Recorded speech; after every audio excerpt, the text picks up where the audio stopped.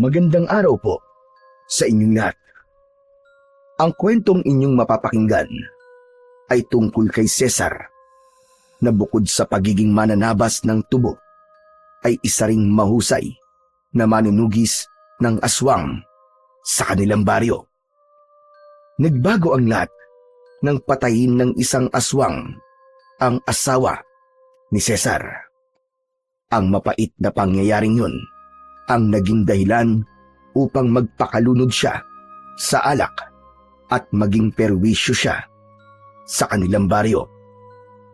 Dahil doon, sa kabila ng mga kabutihang nagawa noon ni Cesar, ay pinili pa rin siyang paalisin ng mga tao sa kanilang lugar.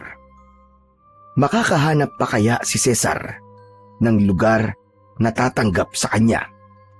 Magagawa pa ba niyang bumangon mula sa pagkakalugmok kahit pakiramdam niya ay wala na siyang dahilan para mabuhay?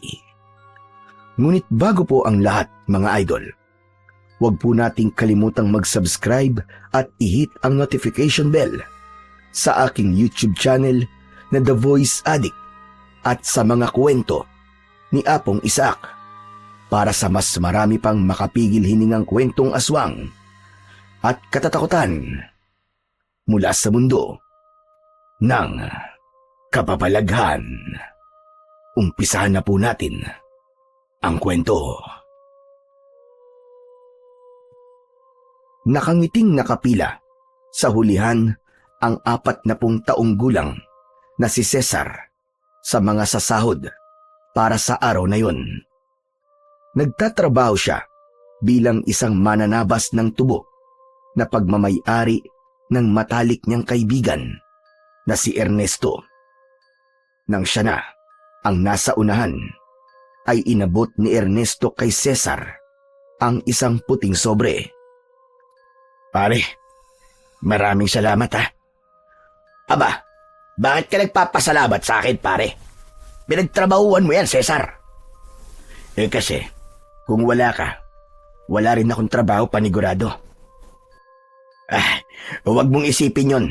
Tsaka nga pala, pare, dinagdagan ko yan dahil 2 araw tayong kulang sa mga tao. Pero nagawa mo pa rin tapusin yung mga trabaho sa mga araw na yon. Nako, hindi mo na kailangan dagdagan ng sahod ko, pare. Sandali, at ibabalik ko lang ang sobra. Magkano ba ang dinagdag mo dito, pare? Pare naman, huwag mong ibabalik sa akin kasi magtatampo ako sa iyo niyan. Para talaga yan sa'yo, pare. Ang mga masipag na trabador na kagaya mo ay dapat binibigyan ng gantimpala para tularan ka ng iba, pare. Ganun ba? Hindi ko na ito tatanggihan. Maraming salamat talaga, Ernesto. Malaking bagay na to para sa amin ni Elena. Oo nga pala. Kailan niyo ba ako bibigyan ng inaanak na Elena? Wala pa rin ba? Aba, matagal na akong naghihintay na maging ninong ng magiging anak niyo. Wala pa rin eh. Pero hindi naman kami nawawalan ng pag-asang makakabuo kaming 2 ni Elena. Alam namin na may himala pa. Malay mo naman, di ba? 35 pa lang naman si Elena. At may buwan ng daraw pa rin siya. Kaya may pag-asa pa na makabuo kami. Sana nga ay magkaroon na kayo ng anak. Oo nga pala, mag-iinom kami mamaya ng mga trabador sa bahay. Sumama ka, dapat naroon ka. Pas muna ako, pare. Aba, bakit naman? Manunugis ka na naman ba ng mga aswang mamayang gabi? Hindi, pare. Magpapahinga muna ako mamayang gabi. Anibersaryo ng kasal namin ni Elena ngayon. Kaya sa kanya muna ang buong gabi ko. Aba. Maligayang anibersaryo sa inyong 2, pare. Sige, kung ganun naiintindihan ko kung bakit hindi ka makakasama sa inuman mamayang gabi. Walang problema. Sige, pare. Aalis na ako. Kailangan ko nang umuwi. O sige, pare. Mag-iingat ka. Ay, sandali lang pala. May ibibigay ako sa'yo. Mula sa ilalim ng lamesa ay kinuha ni Ernesto ang isang malaking bote. O eto, pare, regalo ko sa inyo ni Elena para sa anibersaryo nyo. Teka, pare, Alak ba yan? Oo, basi ang tawag sa alak na yan, pare. Alak na gawa sa tubo. Yan ang bagong produkto na gusto kong sunod na gawin natin. Gusto kong subukan niyo muna ni Elena. Naku pare, alam mo naman na hindi umiinom si Elena eh. Ako naman mahina pagdating sa alak. Di ikaw na lang pare. Basta, sa'yo na yung isang bote. Tikman mo at sabihin mo sa akin kung ano ang lasa. Kinuha na lang ni Cesar ang isang bote ng basi at nagpasalamat siyang muli sa kumpare niyang si Ernesto. Matapos yun, ay naglakad na paalis sa tubuhan si Cesar. Halos 5 taon nang kilala ni Cesar si Ernesto. Nagkakilala silang dalawa nang lumipat ito sa baryo nila at nagpatulong ito sa kanya na maghanap ng malawak na lupa na pagtatayuan ito ng tubuhan. Dahil doon ay naging magkaibigan at malapit ang dalawa. Bago umuwi sa bahay, ay dumaan muna si Cesar sa talipapa. Bumili siya ng 1 kilo ng karne ng baka at mga pansahog para sa kaldereta. May nakita siyang nagtitinda ng bulaklak na rosas at bumili siya roon ng 3 piraso. Hindi nagtagal ay nasa harap na si Cesar ng bahay nila ng kanyang asawa. Simple lang ang kanilang tahanan. Ang ibabang bahagi ay gawa sa hollow blocks at ang itaas ay may dingding na sawali. Pawid ang bubong nun at meron sila roong 1 kwarto. Pagpasok ni Cesar ay nakita niya sa kusina ang kanyang asawa na si Elena na binabantayan ang sinaing nito. Itinago niya ang bulaklak sa likuran niya bago siya lumapit kay Elena. Ginawaran niya ang kanyang asawa ng isang mabilis na halik sa labi. Sa kanya inabot dito ang mga rosas. Happy anniversary sa atin, mahal ko. Happy anniversary. Pero sana, hindi ka na nagkabala pa, Cesar. Minsan lang naman ako magbigay ng bulaklak sa'yo eh. Saka, alam mo naman na espesyal ang araw na to, diba? Para sa ating dalawa. Kaya dapat may bulaklak. Maraming salamat, Cesar ha. Talagang kahit matagal na tayong kasal, ay napaka-romantiko mo pa rin. Aba, syempre naman. Hindi ba nangako ko na hindi ako magbabago? Tinutupad ko lang ang pangako ko na yun sa'yo. At teka, oo nga pala mahal. Bumili ako ng pangkaldereta para masarap ang ulam natin mamaya. Wow, talaga? Alam mo talaga ang paborito ko. O sige, ako nang bahalang magluto niyan, mahal. Magpalit ka na ng damit mo, tapos magpahinga ka na. Inabot ni Cesar ang isang plastik na naglalaman ng karne ng baka at mga sahog, saka siya nagtungo sa kanilang kwarto upang magpalit ng malinis na damit. Para kay Cesar ay napakapalad niya sa kanyang asawa na si Elena dahil bukod sa maganda ito ay napakasipag pa nito. Kahit nasa bahay lang ito ay tumutulong pa rin ito para madagdagan ang kanilang kinikitang pera. Nagtitinda ito ng mga gulay na siya mismo ang nagtatanim. At kahit nagtitinda ito, ay nagagawa pa rin siya nitong asikasuin at gawin ang mga gawaing bahay. Talagang anak na lamang ang ulang sa kanila para masabi ni Cesar na kumpleto na ang kanilang pamilya. Pagsapit ng hapunan, ay inihain na ni Elena ang napakasarap na kaldereta na niluto nito. Tinawag na nito si Cesar at agad na dumulog ang dalawa sa pagkainan. Agad na tinikman ni Cesar ang kaldereta na niluto ng asawa at nagliwanag bigla ang kanyang muka. Napakasarap mo talaga magluto, mahal. Ito na ang pinakamasarap na kaldereta sa buong mundo. Sige lang, bulahin mo pa ako, Cesar. Uy, hindi kita binubola ha? Nagsasabi lang ako ng totoo. Abay, napakasarap naman talaga eh. Sige na, sige na. Ay, oo nga pala, Cesar. May kailangan akong sabihin sa'yo. Ano ba yun, mahal? Bigla ka naging seryoso. Kinakabahan tuloy ako eh. Hindi. Kasi nagpunta ako kanina sa health center. Nagpa-check up ako. Ha? Bakit? May nararamdaman ka ba? May masakit ba sa'yo? Wala, Cesar. Pero gusto kong malaman mo na 3 buwan na akong buntis. Nanlaki ang mga mata ni Cesar sa sinabi ng kanyang asawa. Para bang huminto at naging slow motion ang oras at nanlamig ang kanyang buong katawan. Bumilis ang tibok ng kanyang puso at ramdam niyang namuo ang luha sa kanyang mga mata. Ano sabi mo? Seryoso ka ba, mahal? Hindi ka ba nagbibiro? Hindi, mahal. Hindi ako nagbibiro. Totoo. Totoong buntis ako. Magkakaanak na tayong dalawa. Biglang napatayo si Cesar mula sa upuan at tila hindi makapaniwala sa kanyang narinig. Napahawak siya sa ulo niya sa kamuling napaupo. Hinawakan niya ang kamay ng kanyang asawa. Diyos ko, Elena! Hindi ako makapaniwala! Magkakaanak na tayo! Sa wakas, magiging tatay na ako! Ang tagal kong pinangarap to! Lagi kong iniisip kung darating pa ba ang araw na magkakaroon tayo ng anak. At ngayon, nandito na! Maraming salamat, Panginoon! Maraming salamat, asawa ko! Masaya rin ako, Cesar. Matagal na nating inintay ito. At ngayon ay dininig na ng Panginoon ang palagi nating dinadasal sa Kanya. Kaya nga, mahal ko, pangako, gagawin ko lahat para sa iyo at sa anak natin.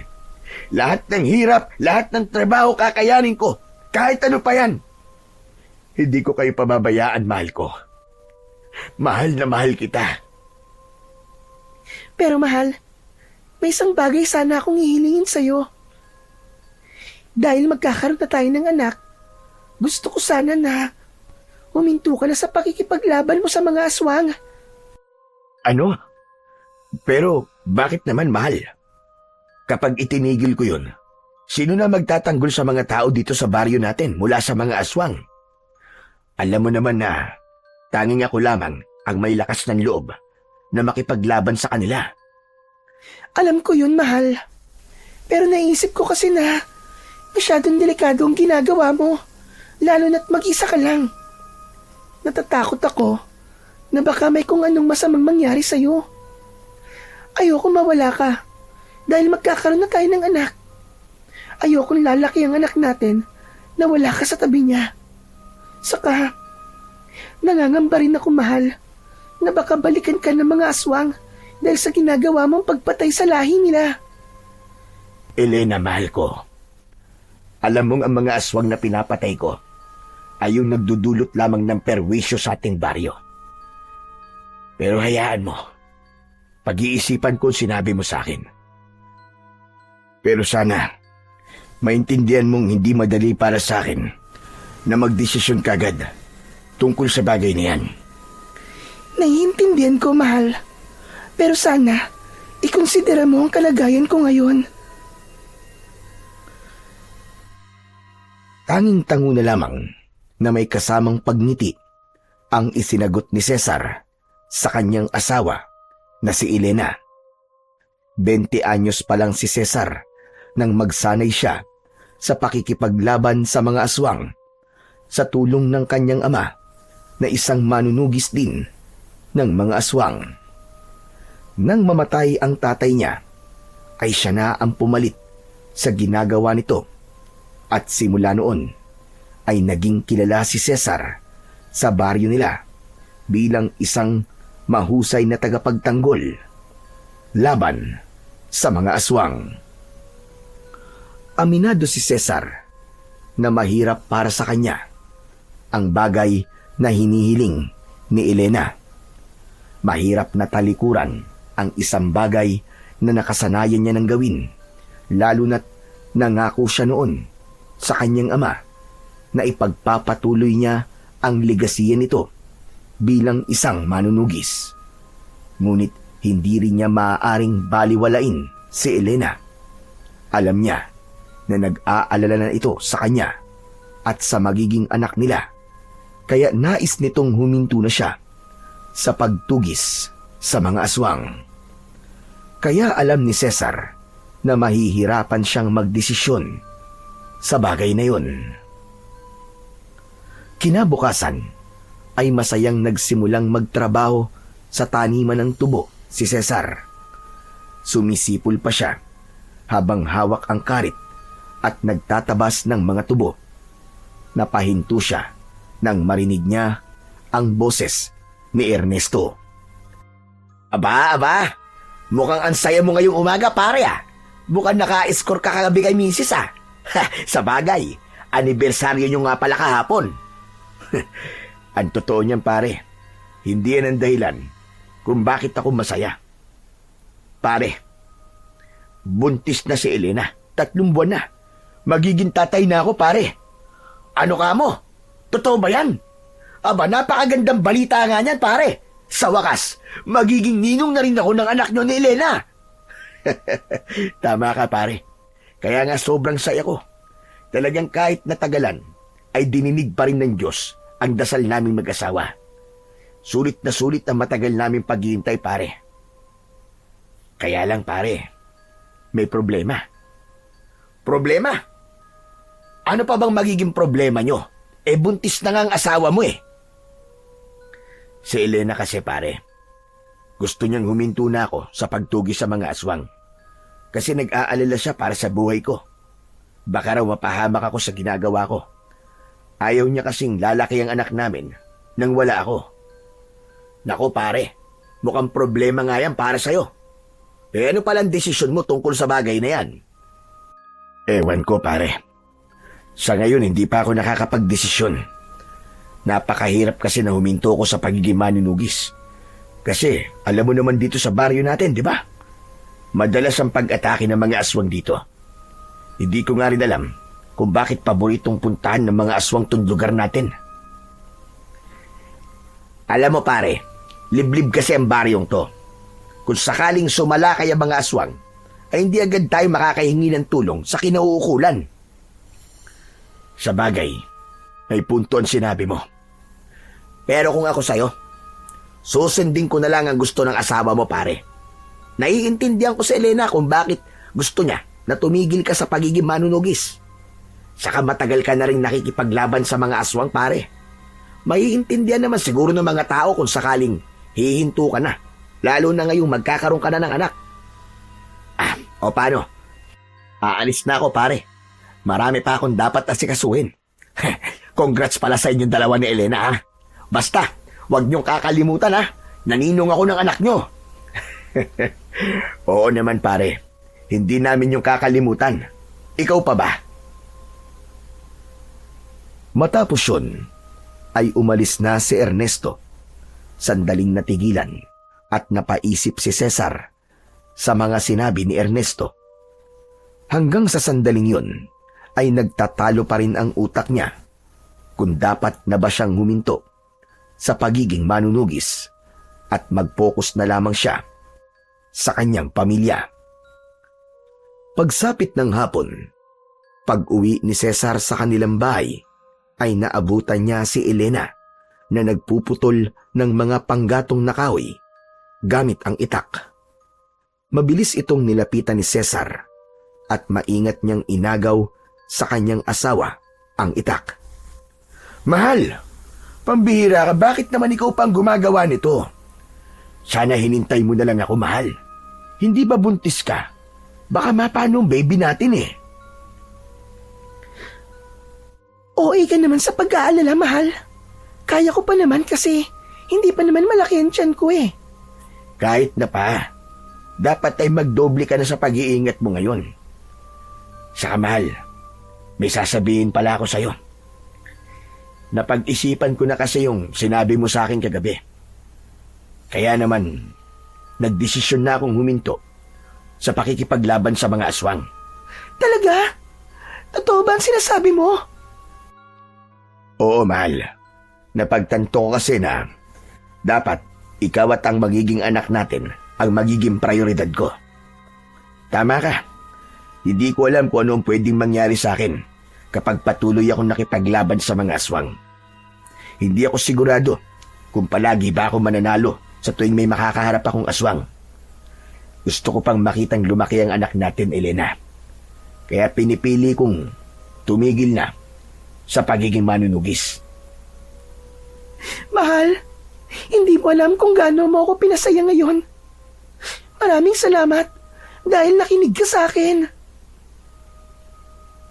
Sa sobrang saya ni Elena, ay nayakap pa nito si Cesar. Gumanti si Cesar ng yakap sa kanyang asawa. Napangiti siya sapagkat alam niya na hindi niya pagsisisihan ang desisyon niyang huminto na. Simula noon ay naging mas maalaga at maingat na si Cesar sa kanyang asawa na si Elena. Hindi niya na hinahayaan ang kanyang asawa na magtinda pa ng gulay at madalas kapag may oras ay siya na mismo ang gumagawa ng ilang gawaing bahay. Lumipas ang mga buwan at unti-unting lumaki ang tiyan ni Elena hanggang umabot ito sa 6 na buwan. Halatang maligaya si Cesar sa bawat araw na nakikitang ligtas at malusog ang kanyang asawa at ang dinadala nitong sanggol. Hindi siya napapagod sa pagbabantay at pag-aalaga sa kanyang asawa. Sa halip, yun ang nagbigay sa kanya ng bagong sigla at dahilan para magsumikap pa sa buhay.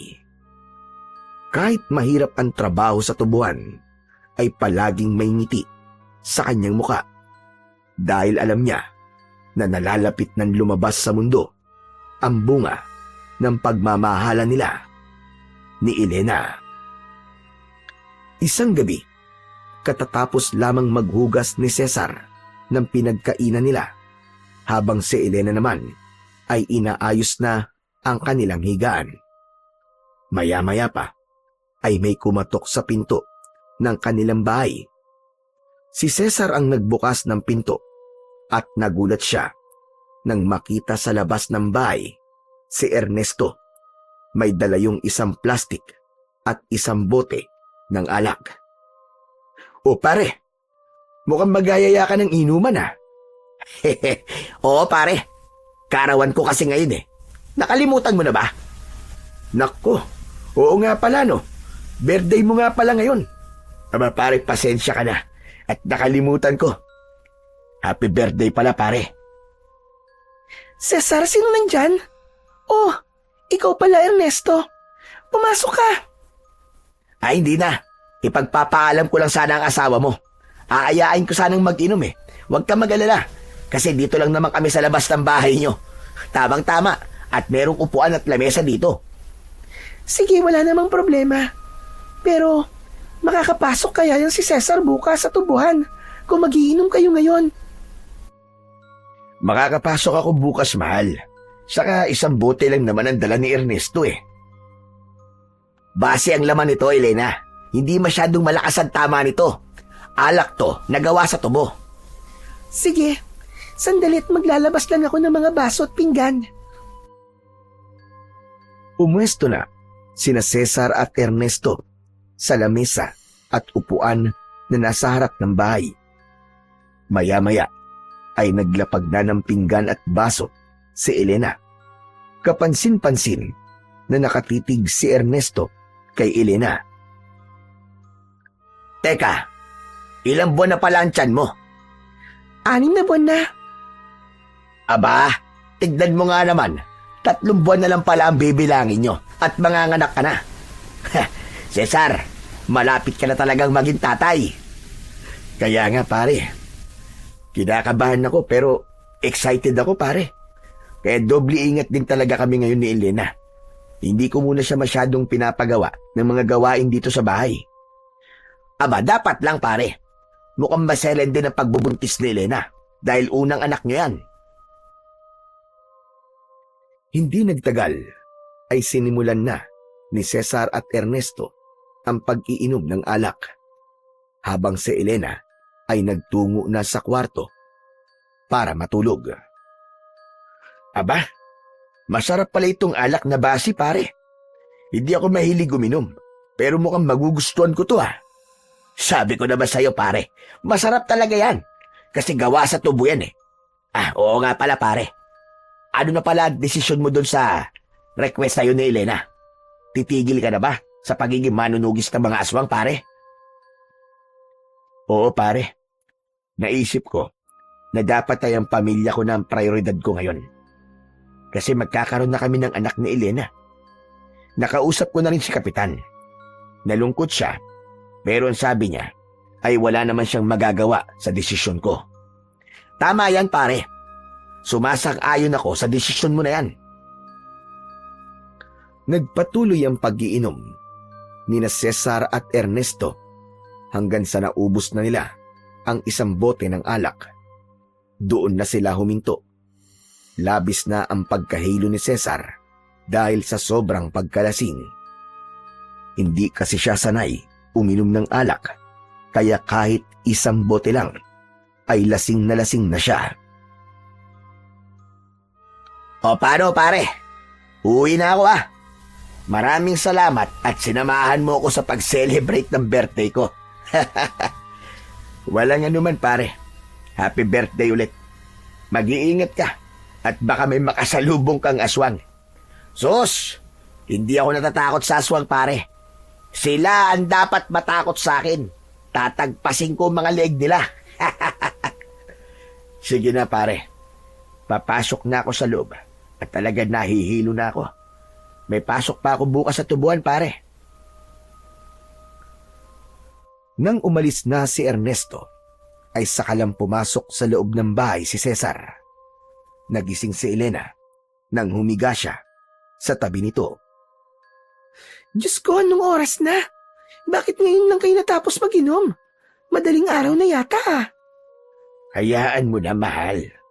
Birthday naman ni Ernesto. Saka minsan lang naman ito eh. O sige na, matulog na tayo at inaantok na ako. Ipinikit na ni Cesar ang kanyang mga mata. Wala siyang ibang nais gawin kundi ang matulog. Maya-maya pa ay naramdaman niya ang pagyugyug ni Elena sa braso niya. Cesar! Cesar, mahal! Gumising ka! Parang may tao sa labas. Mahal, baka pusa lang yun o kaya aso. Sigurado ko, may tao talaga, Cesar. Natatakot ako, gumising ka muna. Itulog mo na lang yan, mahal. Paulit-ulit na niyugyug ni Elena si Cesar, pero masyadong matindi ang pagkalasing ni Cesar. Kaya naman, kahit na anong gawin ni Elena, ay hindi na siya nito nagawang gisingin. Kinaumagahan, nang magising si Cesar, ay agad niyang naramdaman ang matinding pananakit ng kanyang ulo. Bumangon siya at hindi niya nakita si Elena sa kanyang tabi. Inasahan niya na nagluluto na ng almusal ang kanyang asawa ng mga oras na yon. Pero paglabas niya ng kwarto, ay hindi niya nakita si Elena sa kusina. Nakabukas ang pinto ng kanilang bahay, kaya naisip niya na baka nasa labas ang kanyang asawa. Saan kaya nagpunta si Elena? Baka naman nasa banyo. Pupungas-pungas na lumabas ng bahay si Cesar. Nagpunta siya papunta sa likod ng bahay kung saan naroon ang banyo. Nang nasa gilid na siya ng kanilang bahay, ay natigilan siya nang may nakita siyang bakas ng dugo sa lupa. Bigla siyang kinabahan. Nagmamadali siyang tumakbo papunta sa likod ng bahay. At doon sumalubong sa kanya ang isang tanawin na kahit sa panaginip ay hindi niya nais na makita. Nakahandusay sa lupa si Elena. Wakwak ang tiyan nito at naliligo sa sariling dugo. Nakadilat ang mga mata nito na para bang bago ito malagutan ng hininga ay nahirapan muna ito ng gusto. Elena! Elena, asawa ko! Marahang lumapit si Cesar sa bangkay ng kanyang asawa. Lumuhod siya at hinawakan niya ang mukha nito na para bang hindi pa rin siya makapaniwala sa kanyang nakikita hanggang sa tuluyan ng napasigaw habang umiiyak si Cesar. Elena! Elena, asawa ko, gumising ka! Elena! Elena! Kahit duguan si Elena, ay niyakap pa rin yun ni Cesar. Walang tigil ang kanyang paghagulgol at pakiramdam niya ay mababaliw na siya ng sandaling yun. Unang gabi ng burol ni Elena, maraming tao ang nagtungo sa bahay ni Cesar para makiramay. Nakaupo si Cesar sa unang hanay ng mga upuan sa harap ng kabaon ng kanyang asawa. Nakatulala siya at tila wala sa sarili. Wala na siyang mailuha dahil pakiramdam niya ay naubos na ang lahat ng kanyang luha. Maya-maya ay tumabi si Ernesto kay Cesar. Marahan itong tinapik ang balikat niya. Cesar, nakikiramay ako pare. Hindi nagsalita si Cesar. Nanatili siyang nakatulala habang pilit na kinukumbinsi ang sarili na isa lamang panaginip ang lahat. Paring Cesar, alam kong hindi ito ang tamang oras para tanungin ka sa bagay na to. Pero gusto kong malaman kung ano ba talaga ang nangyari kay Elena, pare. Aswang ang pumatay sa asawa ko. Aswang lang ang makakagawa ng ganong karumal-dumal na pagpatay. Tama ang asawa ko, pare. Babalikan ako ng mga aswang na nakalaban ko noon. Pero bakit hindi sila sa akin gumanti? Bakit kailangang idamay pa nila ang asawa at anak ko? Mga hayop talaga mga aswang na yan, pare. Mga wala silang awa. Hindi lang isang buhay ang kinuha nila sa akin, pare. Dalawang buhay ang nawala. Tinanggalan nila ako ng rason para mabuhay pa. Huwag mong sabihin yan, pare.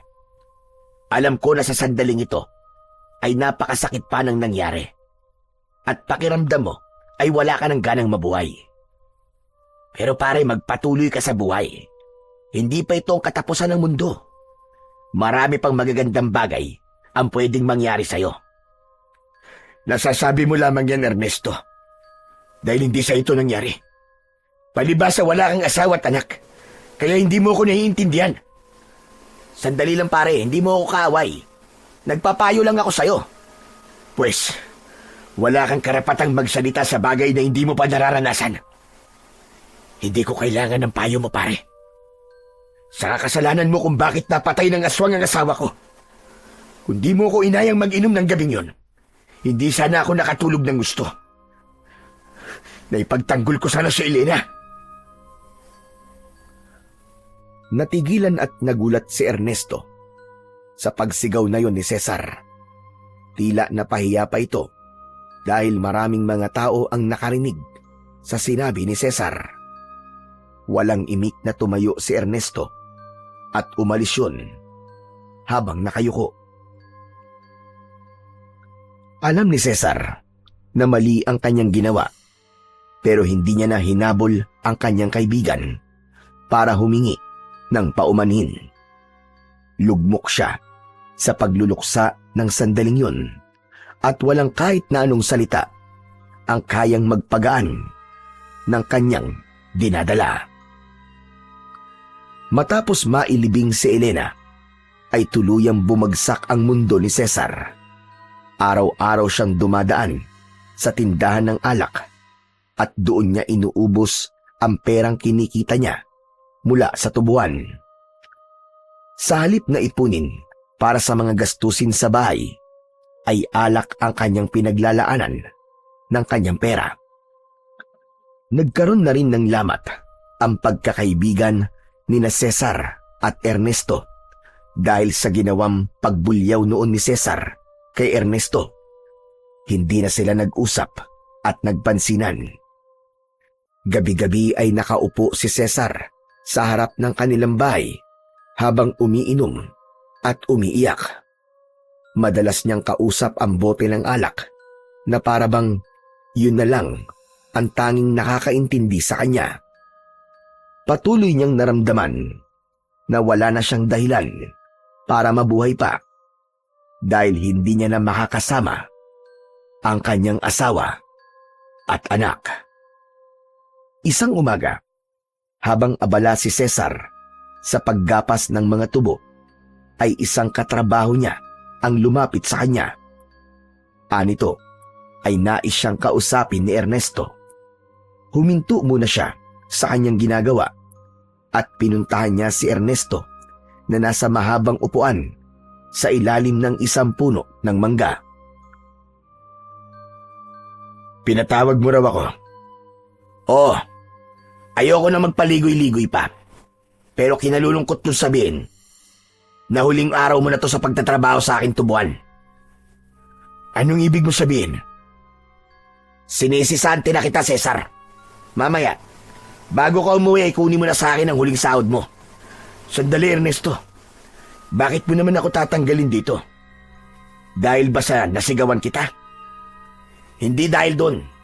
Ang totoo ay wala na sa akin yun. Alam ko nasigawan mo lang ako dahil sa matinding emosyon mo ng panahong yon. Kung ganun, anong dahilan bakit mo ko tinatanggal? Maraming trabahador dito sa tubuan ang nagrereklamo na pumapasok ang lasing. Dahil doon ay hindi ka nakakapagtrabaho na maayos. May ilan pa na nagsasabing natutulog ka sa oras ng trabaho mo. May ilan pa na nagsasabi na bigla ka na lang naghahamon ng away at may pinagbantaan ka pa. Napapatayin mo gamit ang iyong karet. Masyado lang silang balat sibuyas, Ernesto. Intindihin na lang nila ako dahil meron akong pinagdadaanan. Hindi lahat ay dapat na mag-adjust para sa'yo. Dahil may pinagdadaanan ka. Kilala mo ako, Cesar. Kapag trabaho ay walang kaibigan sa akin. Kaya pasensya ka na. Pero buo na ang desisyon ko. Tumiim ang bagang ni Cesar habang nakatingin kay Ernesto. Hinintay niyang bawiin ito ang mga sinabi nito. Makalipas ang ilang segundo, ay mahinang tumawa si Cesar. Sabay tango. Sige, kung yan ang desisyon mo, ay wala na akong pakialam. Sa sinabi mo na yan, ay parang tinapos mo na rin ang pagkakaibigan natin. Ayoko na magtrabaho ngayong araw. Ibigay mo na lang sa akin ang huling sahod ko para makaalis na ako rito. Eto na ang huling sahod mo. Huwag ka mag-alala dahil dinagdagan ko yan. Dapat lang nadagdagan mo to dahil sa pagpapakahirap ko sa tubuan mo. Saka kung inaakala mo na hindi na ako makakahanap ng ibang trabaho, nagkakamali ka. Hindi lang ikaw ang tatanggap sa akin. Inuha ni Cesar ang puting sobre na inaabot ni Ernesto at walang lingon-likod siyang umalis sa tubuan. Habang naglalakad ay bigla siyang nilukob ng pagkabahala dahil ang totoo ay nag-aalala siya kung ano na ang mangyayari sa kanya ngayong wala na siyang trabaho. Mas lalo pang nadagdagan ang pasanin ni Cesar simula nang mawalan siya ng pagkakakitaan. Imbis na maghanap ng trabaho, ay mas lalo siyang nalulung sa pag-inom ng alak. May mga pagkakataon pa na nangungutang na siya sa tindahan para lamang makapaglasing. Ngunit sa tuwing naglalasing si Cesar, ay hindi na niya nakikilala ang kanyang sarili. Bigla na lang siyang nagwawala at naghahamon ng suntukan kahit kanino. May mga pagkakataon pa na naninira siya ng ari-arian ng mga kapitbahay niya nang walang dahilan. Ang dating mga humahanga ay nagkaroon na ng takot sa kanya. Ang dating mahusay na manunugis ay nakilala na bilang isang lasinggerong palaging may dalang karit at naghahamon ng away. Isang gabi, habang nag-iinom si Cesar sa loob ng kanyang bahay, ay kinuha niya ang larawan ng kanyang asawa na si Elena. Nang tignan niya yon, ay otomatikong nalaglag ang kanyang mga luha. Elena, mahal ko. Bakit kasi iniwan mo kaagad ako? Akala ko'y magiging buo na ang pamilya natin. Dahil magkakaroon na tayo ng anak. Mahal ko, sana'y panaginip lang ang lahat ng ito. Sana'y bigla na lamang akong magigising. Nakatabi pa rin kita sa higaan. Miss na kita, mahal ko. Habang umiiyak si Cesar, ay bigla siyang nakarinig ng sigawan ng mga tao sa labas. Hindi niya yon pinansin at patuloy niyang kinausap ang larawan ng namayapa niyang asawa hanggang sa may mga kumatok sa pinto ng kanyang bahay. Narinig niya ang paghingi ng saklolo ng mga tao sa kanya. Sinabi ng mga yon na may isang aswang na sumasalakay sa bahay ng isa sa kanilang mga kababaryo. Narinig din niya sa mga tao na kailangan niyang labanan ang aswang na yon. Wala! Tumigil kayo! Napakaingay nyo! Matagal na akong tumigil sa pagiging manunugis. Kaya tigilan nyo na ako. Kahit anong sabihin nyo, ay hindi ko na kahit tutulungan. Hindi nyo rin naman ako natulungan ah. Di ba yung asawa ko, pinatay ng aswang? Umalis na kayo. Wala kayong mapapala sa akin. Matapos yung sabihin ni Cesar, ay huminto na ang mga tao sa paghingi ng tulong sa kanya. Nilagok niya ang bote ng alak at nang maubos yun, ay nahihilo siyang napahiga sa sahig. Dahil sa labis na pagkalasing, ay mabilis na nakatulog si Cesar at doon niya na panandaliang nakalimutan ang sakit sa pagkamatay ng kanyang mahal na asawa. Nang sumunod na araw, ay hapon na nang magising si Cesar. Nahihilo siyang lumabas ng bahay upang maglakad-lakad. Napansin niya na pinagtitinginan siya ng mga tao. May ilan na may takot sa mga mata, pero hindi niya pinansin ang mga yon. Napahinto si Cesar sa tapat ng isang kubo. Nakita niya na merong kabaong nagawa sa plywood ang nasa harapan. May mga umiiyak at narinig niya na ang nasa kabaon ay ang naging biktima ng aswang noong nakaraang gabi. Nang nakita si Cesar ng mga taong naroon, ay napansin niya na may paninisi sa muka ng mga yon. Bakit ganyan kayo makatingin sa akin, ha? Ako ba ang sinisisi nyo sa pagkamatay niyan? Bakit ako ba ang aswang na pumatay dyan? Hindi naman, di ba?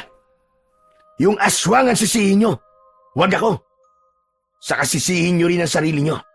Kasi hindi kayo marunong makipaglaban. Hindi nyo kayang ipagtanggol ang sarili nyo. Masyado kayong umaasa sa akin. Nagpakawala pa si Cesar ng isang nakakainsultong pagtawa bago siya nagpatuloy sa kanyang paglalakad. Nang sandaling yun, ay wala na siyang awang nararamdaman para sa mga tao sa kanilang baryo. Para sa kanya, ay wala nang saysay na makipaglaban pa siya sa mga aswang at protektahan ang kanilang baryo dahil wala na ang kanyang asawa. Hindi niya matanggap sa kanyang sarili na nagawa niyang protekta ng ibang tao. Pero kay Elena na asawa niya ay hindi niya yun nagawa. Sa mga sumunod na araw ay nagpatuloy ang paglalasing ni Cesar at mas tumindi ang perwisyong dulot niya sa kanilang baryo. Maraming beses na may hinabol siya habang hawak niya ang kanyang karit. Dahil sa mga ganung pangyayari ay mas lalo pa siyang kinatakutan ng mga tao. Isang umaga, pagkagising ni Cesar ay agad niyang tinignan ang laman ng kanyang wallet.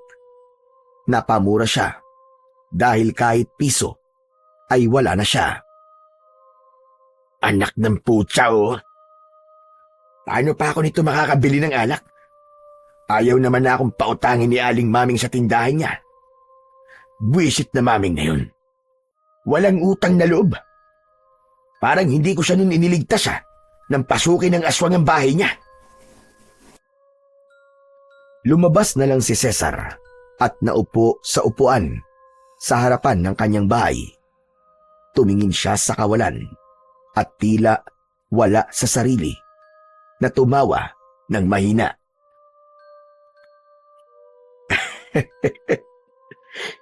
Dati naghahabulan pa kami rito ni Elene. Yun nga lang, hindi na mangyayari yun.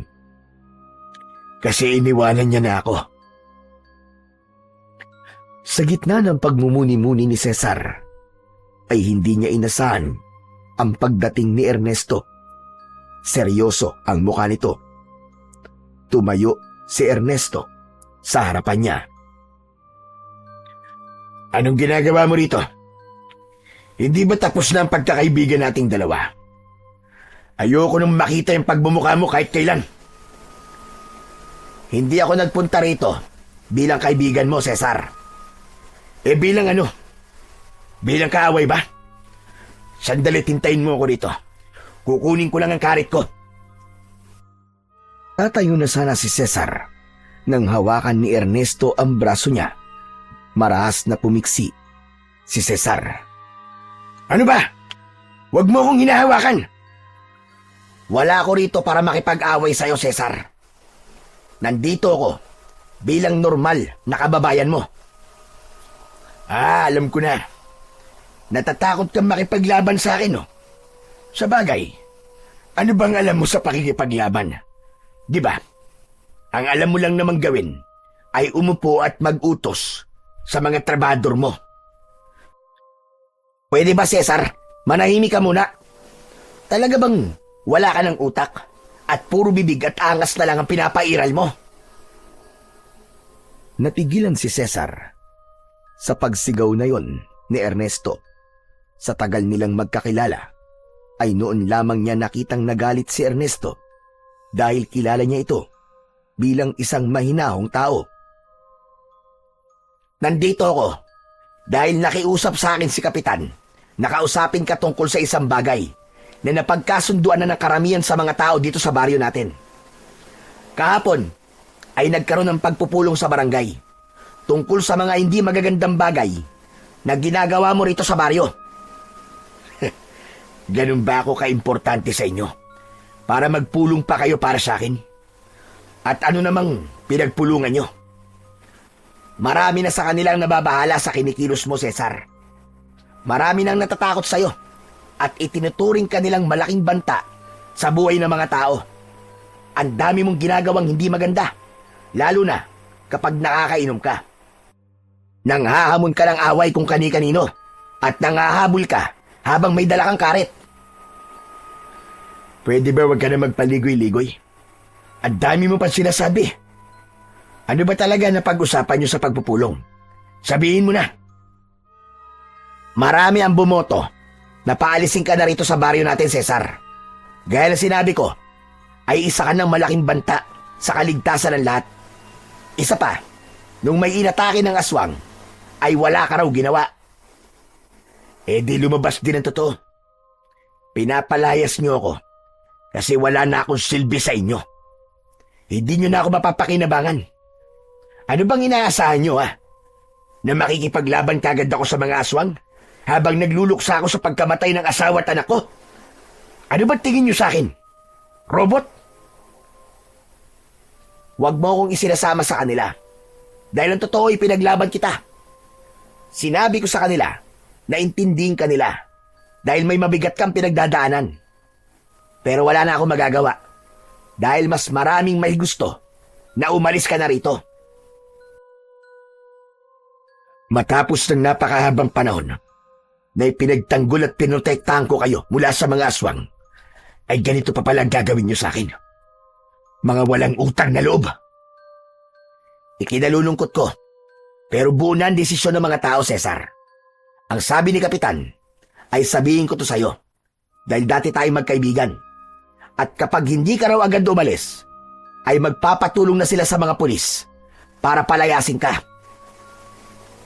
Huwag kayong mag-alala.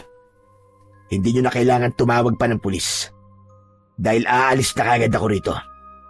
Nakakahiya naman sa inyo at baka maabala ko pa kayo. Umalis ka na at naaalibadbaran ako sa pagbumuka mo.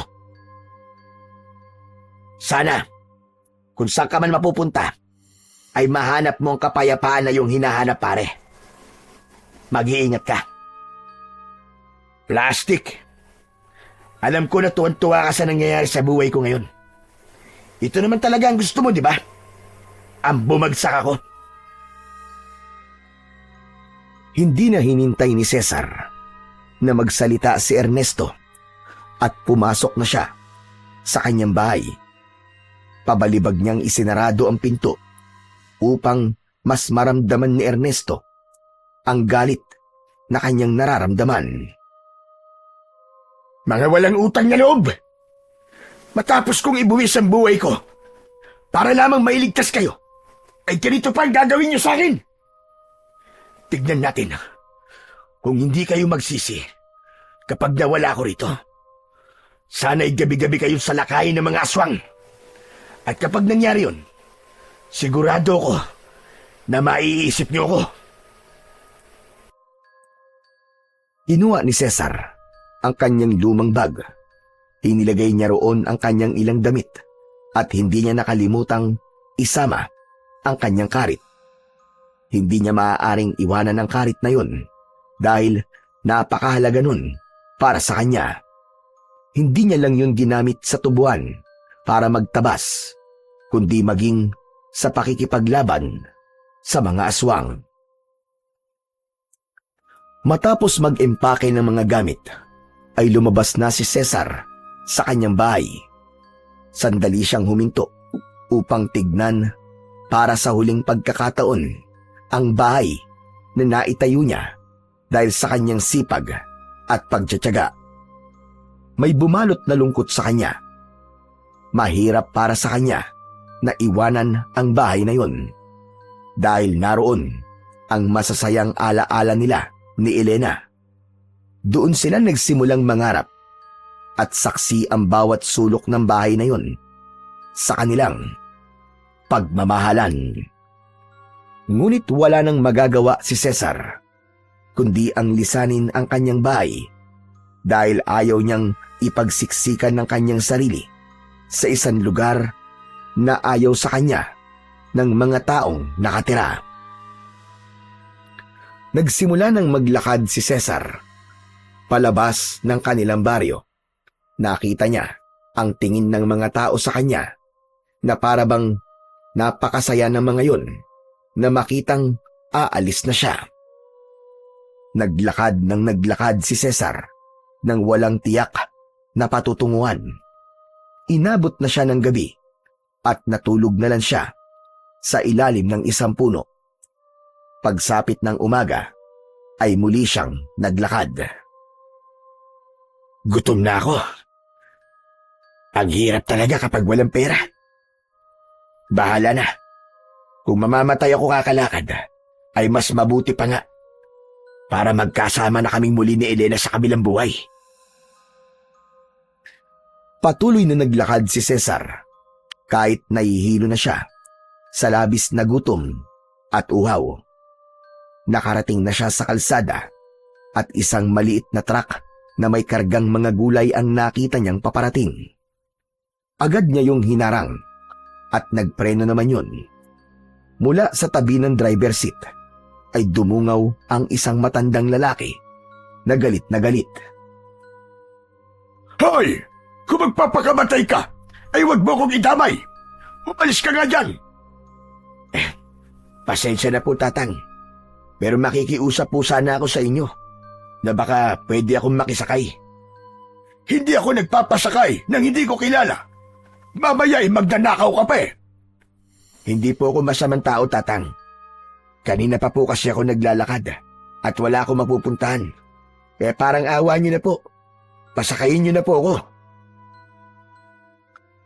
Matagal na tinignan si Cesar ng matandang lalaki. Nagdasal si Cesar sa utak niya na sana ay pumayag ang matanda sa hiling niya. Sige na, sumakay ka na rito. Bilisan mo at nag-aabol ako ng oras. Naku, maraming salamat ho. Nagmamadaling sumakay si Cesar sa truck. Pumwesto siya sa unahan sa tabi ng driver. Nang may nakita siyang nakabukas na biskwit malapit sa kambyo, ay agad niya yung kinuha at inubos niya ang lahat ng laman nun. Hindi nagtagal ay pinaandar na ng matanda ang sasakyan. Grabe ka naman. Pagkain ko pa naman yan mamaya. Pasensya na ho kayo, Tatang. Gutom na ho talaga ako. Nagbibiro lang ako. Ayos lang. Mas kailangan mo yan kaysa sa akin. May tubig dyan sa likod. Kunin mo at uminom ka na rin. Kinuha ni Cesar ang tubig na nasa plastic na bote at inubos din niya yon. Ako nga pala si Ruben. Pero tawagin mo na lamang akong Lolo Ruben. Ikaw, anong pangalan mo? Cesar po. Saan ka pala pupunta? Wala ho akong mapupuntahan eh. Pinalayas po kasi ako sa baryo namin. Dahil sa pagiging lasinggero ko. Nagwawala po kasi ako kapag nakakainom. Kasalanan mo naman pala kaya ka pinalayas. Saan pala kita ibababa? Pwede po bang sumama na lang ako sa inyo? Kung saan ho kayo pupunta? Aba, ikaw ang bahala. Buhay mo naman yan. Papunta ako sa baryo namin para dalhin ito mga gulay sa palengke. Pero kung doon ka pupunta sa aming baryo, ay huwag kang magpakita ng gilas mo ron. At marami ang bubugbog sa iron, panigurado.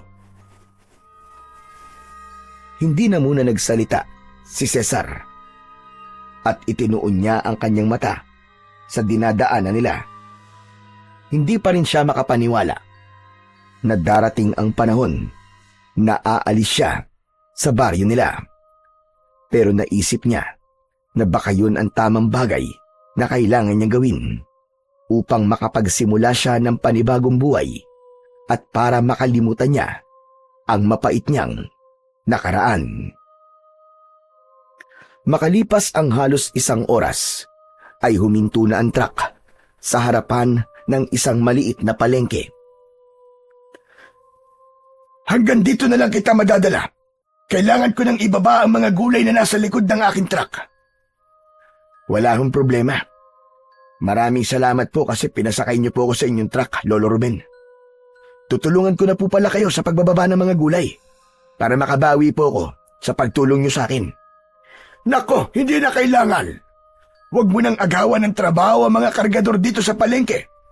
Okay na sa akin na wala kang ginawang masama. Sige na, bumaba ka na at sana makahanap ka ng lugar na maaari kang makapagsimula ng panibagong buhay. Maraming salamat po uli, Lolo Ruben. Oo nga pala. Eto, sa'yo na to. 500 piso. para naman may pambili ka ng makakain mo.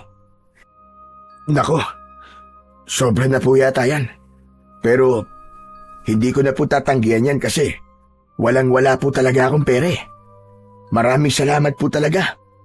Napakabuti niyo ho. Pagkuha ni Cesar ng pera, ay bumaba na siya ng truck habang bit-bit ang kanyang bag. Luminga siya sa paligid. Maraming tao ang abala sa kani-kanilang gawain. Huminga siya ng malalim at muli siyang naglakad hanggang sa nakarating siya sa mismong baryo ng lugar na yon. Halos wala yung pinagkaiba sa lugar na kanyang pinanggalingan. Puro kubo ang bahay doon at may mga malawak na palayan at taniman ng iba't ibang mga gulay. Isang tindahan ang nadaanan niya at bumili siya roon ng isang bote ng alak. Habang naglalakad ay may nakita siyang puno sa tabi ng daan na may mahabang upuan sa ilalim. Doon siya naupo at nagsimulang uminom. Mukhang tahimik sa lugar na to ha. Dito na lang muna siguro ako habang hindi ko pa alam kung saan ba talaga ako pupunta. Nagpatuloy sa pagtungga ng alak si Cesar at nang makalahati niya na ang bote ng alak ay nakaramdam na siya ng pagkahilo. Kaya nahiga muna siya sa upuan hanggang sa nakatulog siya. Gabi na nang magising si Cesar. Agad niyang hinagilap ang bote ng alak at sinimulan niyang ubusin ang natitira ng laman. Parang tubig na lang kay Cesar ang alak, kaya dire-diretso niya yung ininom hanggang sa maubos. Dapat pala, bumili rin ako ng tinapay kanina. Nagugutom na tuloy ako. Ang mabuti pa kaya bumalik ako doon sa tindahan para bumili. Bit-bit ang bag ay naglakad si Cesar papunta sa tindahan kung saan siya bumili ng alak kanina.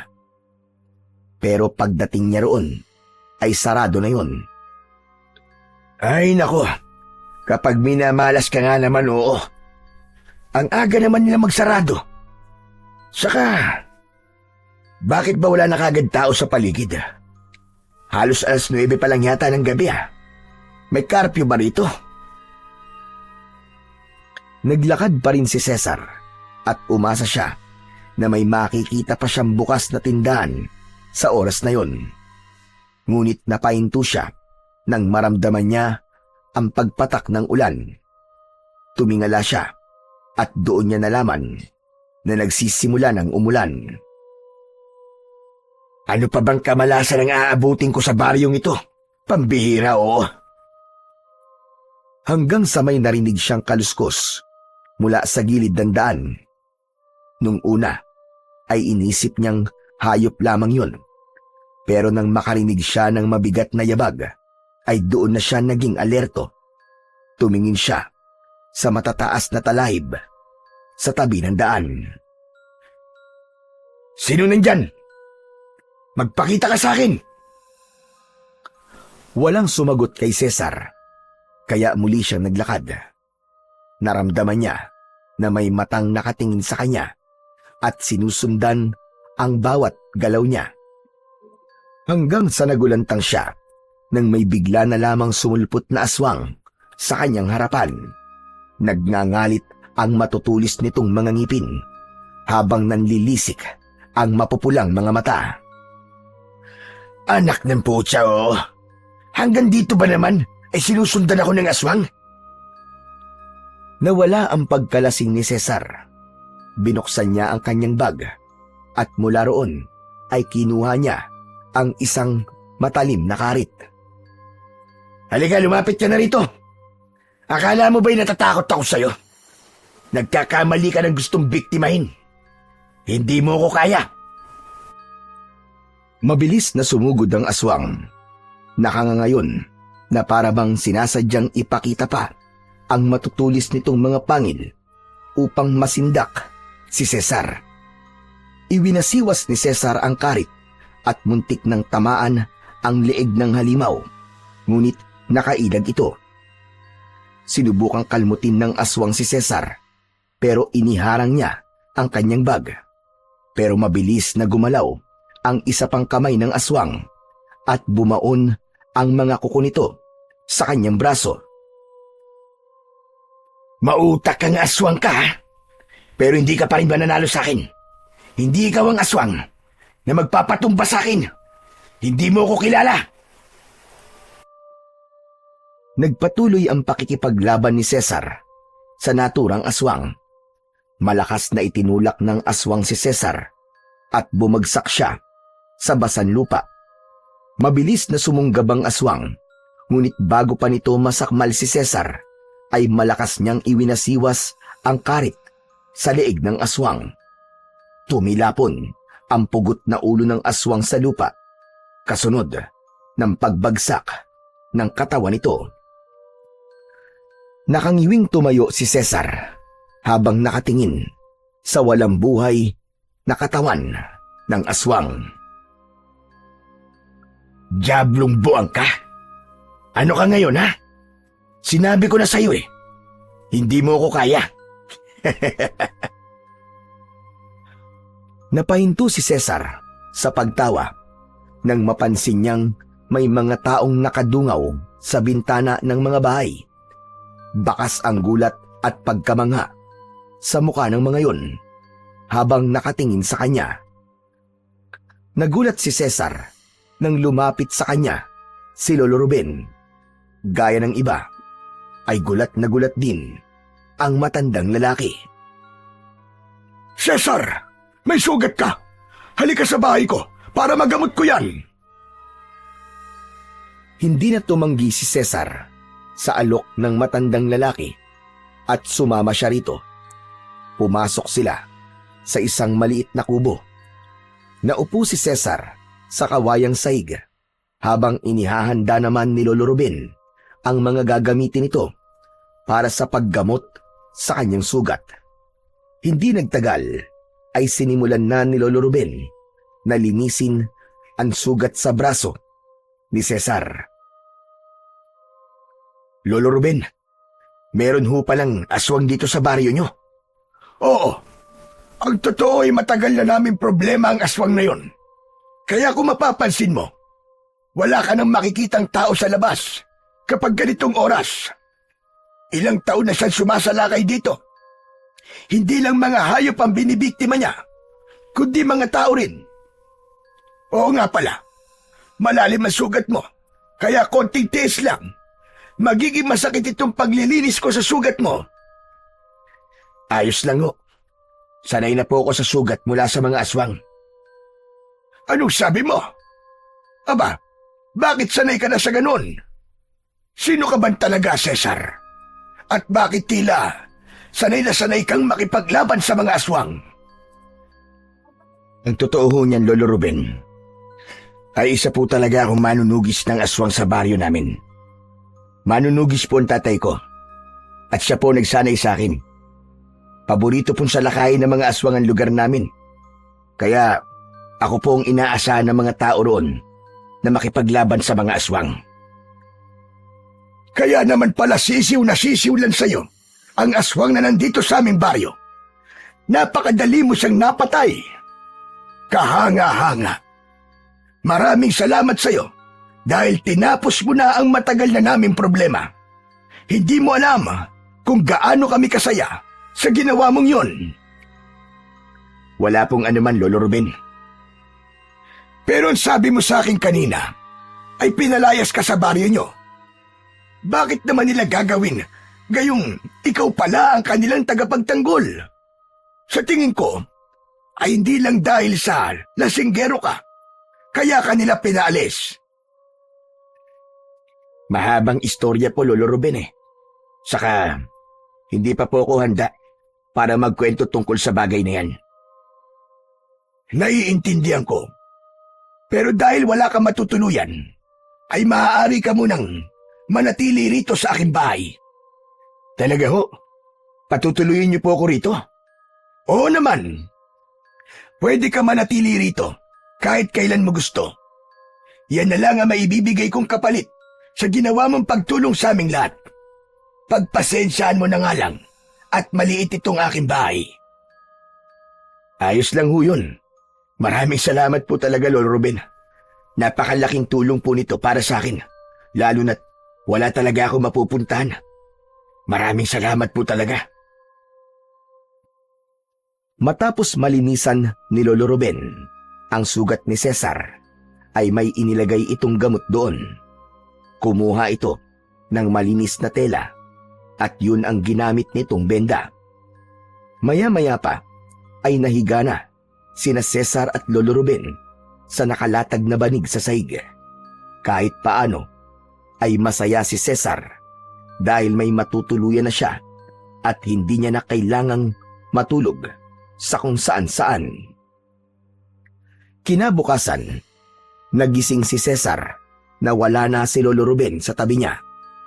Bumangon siya at pagbukas niya ng pinto ay nagulat siya dahil maraming tao sa labas ng bahay ni Lolo Ruben.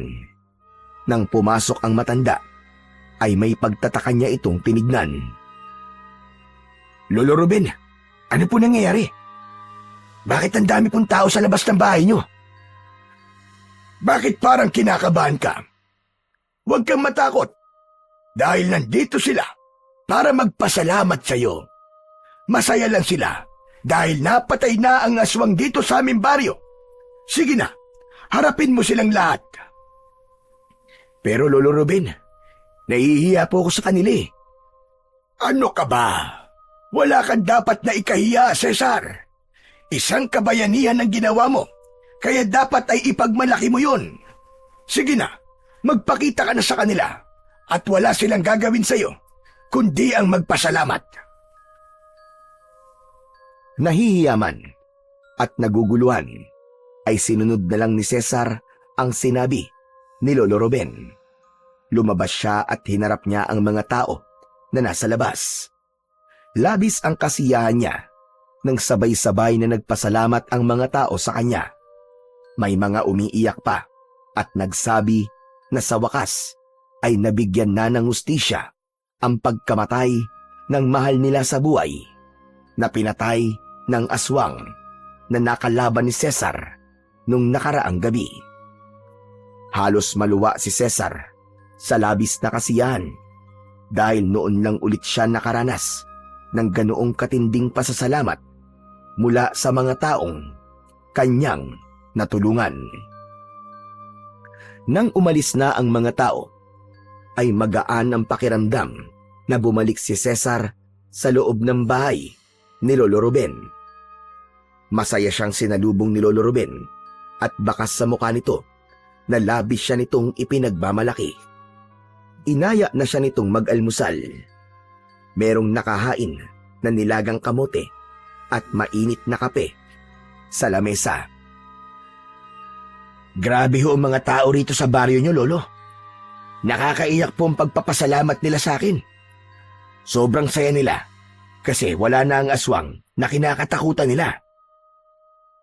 Sabi ko naman sa iyo na napakasaya namin sa pagpatay mo sa aswang. Sigurado ko na marami na rito ang ituturing kang isang bayani dahil sa iyong ginawa. Kahit ako ay ganun ang iniisip. Para sa akin ay isang malaking kabayanihan ang iyong ginawa. Nako, nakakahiya naman po kapag ganyan. Isang aswang pa lang naman po ang napapatay ko rito. Pero yung isang aswang na yon ay marami-rami na ang buhay na kinuha. Kaya talaga napakalaking bagay para sa aming lahat ng nagawa mo, Cesar. Pero hindi ba? Isa ka manunugis at ang sabi mo ay maraming aswang ang sumasalakay sa inyong lugar. Ibig bang sabihin ay marami ka nang napatay na aswang? Marami na po. Lagpas na po siguro sa bilang ng mga daliri ko sa kamay at paa. Kung ganon, paniguradong sanay ka na sa papuri at pasasalamat. Pero bakit kanina ay parang nahihiya ka sa mga tao? Mangyaring matagal-tagal na rin po kasi akong hindi nakakaranas ng ganong pasasalamat at atensyon. Sa baryo po kasi namin, porque alam ng mga tao na isa akong manunugis ay normal na sa kanila makapatay ako ng aswang. Wala na po ako nakukuhang pasasalamat mula sa kanila. Kaya nang tumigil na po ako sa pagiging manunugis at hindi na ako nakakatulong sa kanila, ay pinalayas na po nila ako. Aba, napakasalbahe pala ng mga tao sa inyo kung ganun. Ang totoo po niyan, hindi lang po yun ang dahilan kung bakit nila ako pinaalis. Naging perwisyo na po kasi ako sa lahat simula po na maging lasinggero ko.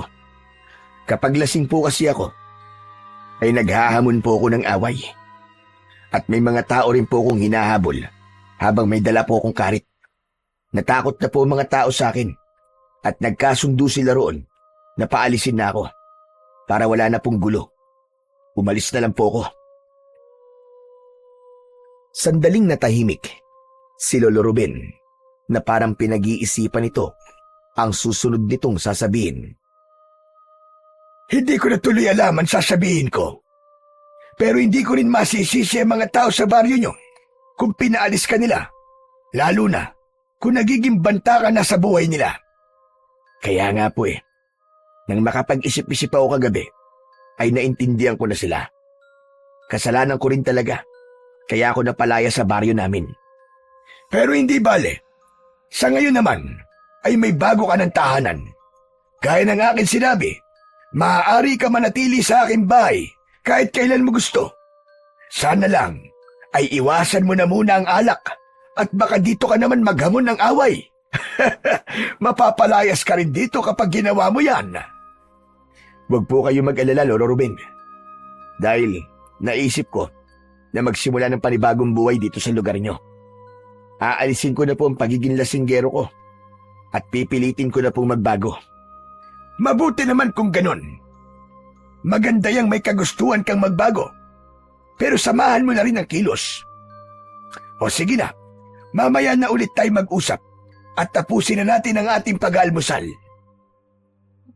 Nakangiting tumango si Cesar at nagpatuloy na siya sa pagkain. Hindi pa rin nawala ang kasiyahan sa kanyang puso at ipinangako niya sa kanyang sarili na simula sa araw na yon ay sisikapin niyang alisin na ang hindi magagandang bagay na kanyang nakasanayan. Nang dahil sa kabayanihan ni Cesar, ay naging tanyag ang kanyang pangalan sa buong baryo ni na Lolo Ruben. Sa kabila ng papuri at respeto na kanyang natatanggap, ay patuloy pa rin ang laban niya sa tukso ng alak na dati niyang naging takbuhan mula sa sakit ng pagkawala ng kanyang asawa at anak. May mga gabi pa rin nahihirapan siya, lalo na kapag bumabalik sa isip niya ang malungkot na alaala ng kanyang asawa at anak. Ganun pa man, ay pilit pa rin niyang pinipigilan ang sariling bumalik sa kanyang bisyo. Hindi na rin nag-atubili si Lolo Ruben na tulungan si Cesar. Isinama siya nito sa mga pagpunta nito sa bayan upang kumuha ng gulay at iba pang paninda. Naging abala si Cesar dahil doon at binibigyan pa siya ni Lolo Ruben ng sahod sa pagbubuhat niya ng mga gulay. Ang mga simpleng gawain na yon ay naging malaking tulong kay Cesar upang malibang siya at unti-unting mawala sa kanyang sistema ang pagnanais na uminom ng alak. Isang umaga, matapos mag-almusal, ay nakita ni Cesar si Lolo Ruben na namimitas ng mga bulaklak na daisy na nakatanim sa harap ng bahay nito. Nilapitan niya ang matandang lalaki upang kausapin. Cesar, wala tayong trabaho ngayon na. Tandaan mo na tuwing linggo ay araw ng ating pahinga. Kumusta ka na nga pala sa pagtira dito sa aming baryo? Ayos naman po, Lolo Ruben. Marami na nga po nakakakilala sa akin. Nakakatuwa nga po na kahit magdadalawang linggo na simula nung patayin ko yung aswang, ay may mga nagpapasalamat pa rin ho sa akin. Matindi lang talaga ang kasiyahan namin sa ginawa mo. Ang pag-inom-inom mo ng alak, kumusta na? Malaki na po ang pagbabagong napapansin ko. Epektibo po yung pagsama ko po sa inyo sa pagkuha ng mga gulay sa bayan. Talagang nalilibang po ako at nawawala sa isip ko ang uminom. Maraming salamat po sa pagtulong niyo sa akin. Isang karangalan para sa akin ang matulungan ng bayani ng aming baryo. Lolo Ruben, maibaho ko. Bakit pala ang dami niyong talim na daisy? Paborito niyo po bang bulaklak yon? Hindi ako, kundi ang aking asawa na si Rosing. Paborito niya ang mga bulaklak na daisy. Pumipitas ako ngayon dahil pupunta ako sa kanya ngayon para dalhin ang mga ito sa kanya. May asawa ho pala kayo. Pero bakit hindi ata siya rito nakatira sa bahay niyo? Hiwalay na kasi kami. 3 taon na. Ganun ho ba? Pero ang sweet niyo pa rin sa kanya. Kasi kahit hiwalay na ho kayo, ay binibigyan niyo pa rin siya ng bulaklak. Sanay kasi si Rosing sa tuwing linggo, ay binibigyan ko siya ng bulaklak. Kung gusto mo'y pwede mo akong samahan sa kanya para maipakilala kita sa kanya. Sige ho. Wala rin naman po akong gagawin dito sa bahay eh. Pagkatapos mamitas ni Lolo Ruben ng mga bulaklak, ay kinuha lang nito ang sombrero nito at naglakad na sila papunta sa kinaroroonan ng asawa ng matandang lalaki. Makalipas ang ilang sandali, ay nagtaka si Cesar dahil sa sementeryo sila nagpunta. Huminto si Lolo Ruben sa tapat ng isang puntod. At gamit ang kamay nito, pinunasan nito ang duming nasa lapida at nalaman ni Cesar na ang pangalan ng asawa ni Lolo Ruben ang nakasulat doon. Inilapag ni Lolo Ruben ang mga bulaklak sa ibabaw ng puntod. Patay na ho pala ang asawa niyo. Hindi po ba sabi niyo po sa akin kanina hiwalay lang kayo? Oo nga. Magkahiwalay na kami ni Rosing. Siya ay nasa langit na, habang ako naman ay nandito pa rin sa lupa. Roseng, ito nga pala si Cesar, ang bagong kasama ko sa ating bahay. Siya ang pumatay sa aswang na pumatay sa iyo. Sigurado ko na matatahimik ka na dyan dahil wala na ang aswang na dahilan kung bakit tayo nagkahiwalay na dalawa. Natigilan si Cesar sa kanyang narinig. Bumalik sa alaala niya ang tagpo kung saan nakita niya ang katawan ng kanyang asawa na pinatay ng aswang. Namuo ang luha sa gilid ng kanyang mga mata hanggang sa tuluyan na siyang napaiyak. Mabilis na nilukob ng kanyang emosyon si Cesar kaya hindi niya na napigilan ang pagkagulgol. May pagtatakang tumingin si Lolo Ruben kay Cesar. Cesar, bakit ka umiiyak? May problema ba? Naalala ko lang ho kasi ang asawa ko. Parehas po kasi sila ng asawa niyo. Pinatay po ng aswang ang asawa ko na si Elena. Ang masakit pa po ay buntis siya sa unang anak namin. Kaya 2 silang namatay. Yun ba ang dahilan kung bakit ka naging lasinggero? Oo, Lolo Ruben. Kapag po kasi nalalasing ako, ay nakakalimutan ko ang sakit at lungkot na nararamdaman ko. Pero nang dahil po sa alak, ay nawalan ako ng kaibigan at napalayas pa ako sa baryo namin. Pakiramdam ko wala na po akong dahilan para magpatuloy sa buhay. Simula nang mawala ang aking asawa at anak. Alam mo, Cesar, nang mawala ang asawa ko, ganyan din ang pakiramdam ko. Para bang tinanggalan ako ng kalahating buhay. Umaga't gabi, wala akong ibang ginawa kundi umiyak at sisihin ang buong mundo. Pero dumating din ang araw na naisip ko na kung patuloy kong hahayaang bumagsak ang sarili ko, ay hindi magiging masaya ang asawa ko sa kabilang buhay. Ito ang tandaan mo, Cesar. Hindi ibig sabihin na nawala ng iyong asawa at anak ay wala ng dahilan para ikay mabuhay. Ang totoo niyan ay mas lalo kang dapat na magpatuloy. Pero paano po ako magsisimula kung bawat umaga ay ramdam ko pa rin ang kawalan niya. Hindi madaling bumangon mula sa pagkakadapa. Pero isipin mo ito, ang bawat araw na lumilipas na umiiyak ka at nagpapakalunod sa alak ay mga araw na nasasayang lamang. Hindi ko sinasabing huwag kang umiyak, pero huwag mong hayaan na manatili ka sa ganong estado. Kumuha ka ng lakas sa alaala ng iyong asawa para hindi ka bumitiw. Pakiramdam ni Cesar ay may kung anong kumurot sa puso niya sa mga sinabi ni Lolo Ruben. Tila nawala ang makapal na ulap na matagal nang nakatakip sa kanyang utak simula nang patayin si Elena.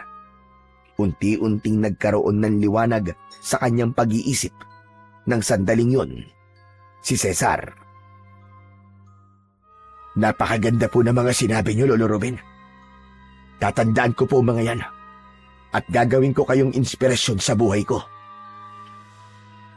Naiintindihan kita, Cesar. Pinagdaanan ko din yan. Mahirap ang pagtanggap sa katotohanan. Gigising kang mag-isa at wala na sa tabi mo ang taong nakasama mo ng napakahabang panahon. Pero tandaan mo, nabuhay pa tayo. Ibig sabihin ay may plano pa ang Diyos sa ating dalawa.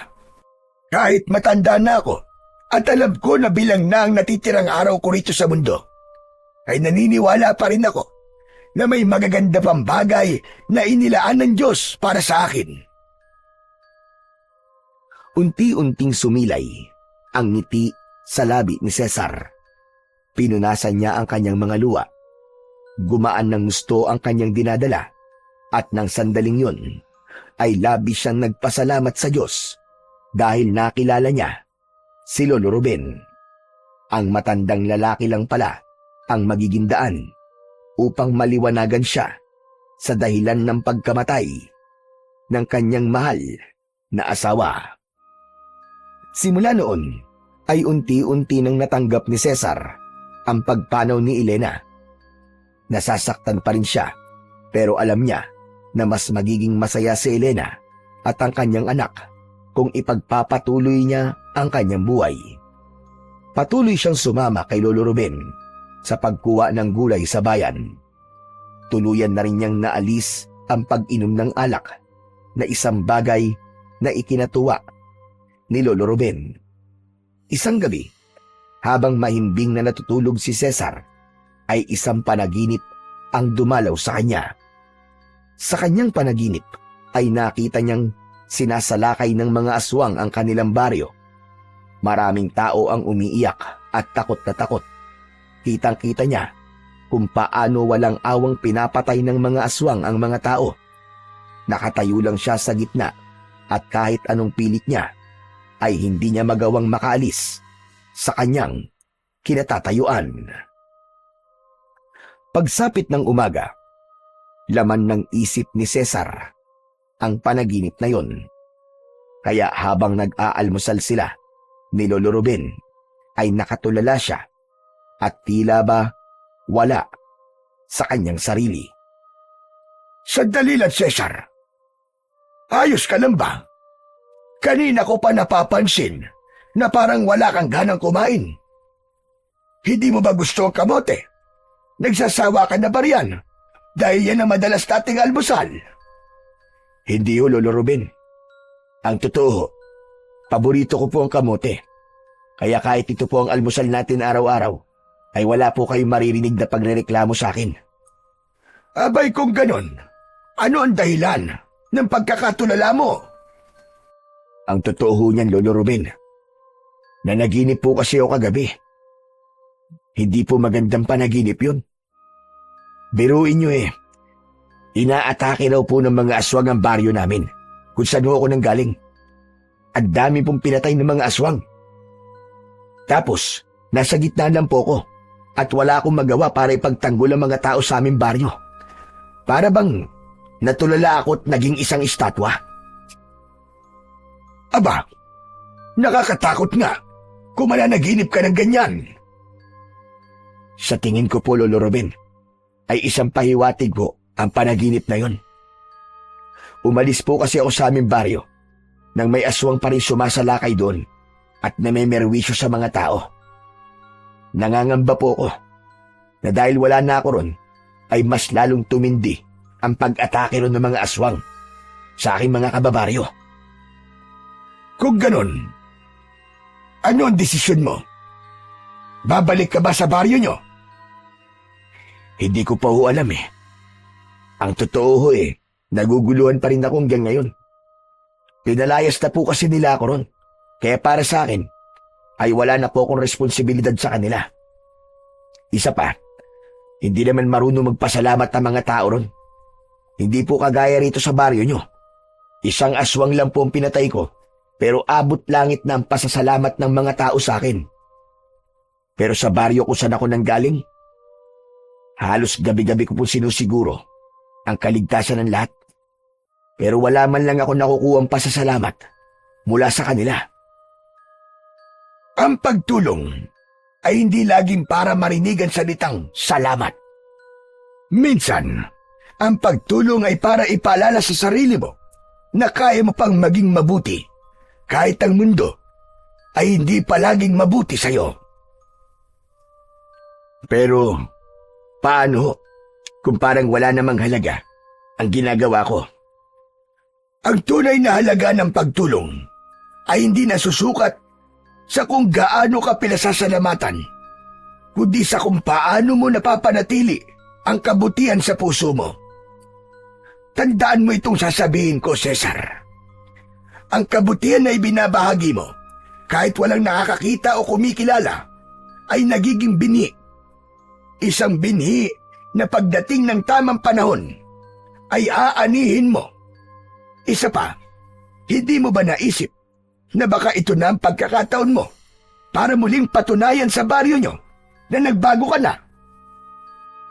Pero Lolo Ruben, sabihin nyo nga ho sa akin, kung kayo ho ba ang nasa posisyon ko, tutulungan nyo pa rin po ba ang mga taong itinaboy kayo? Aba, bakit hindi? Lalo na kung buhay ng karamihan ang nakasalalay, hindi ba? Siguro nga'y tama ka, Lolo Ruben.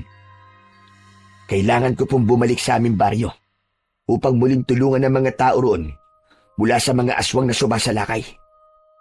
At sana sa pagkakataong ito ay magawa ko ng tapusin ang matagal na naming problema. Ang maubos ang mga aswang sa baryo namin. Naniniwala ko na magtatagumpay ka dahil alam kong malinis ang iyong hangarin, Cesar. Huwag ka mag-alala dahil isasama kita sa aking panalangin.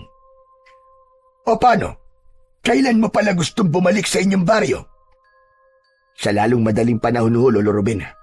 Kahit ngayong araw na lang po siguro. Sige, pagkatapos natin mag-almusal, ay ihatid kita roon gamit ang aking truck.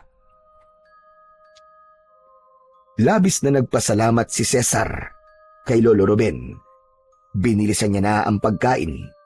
Hindi maalis ang pag-aalala sa kanya para sa kanyang baryo.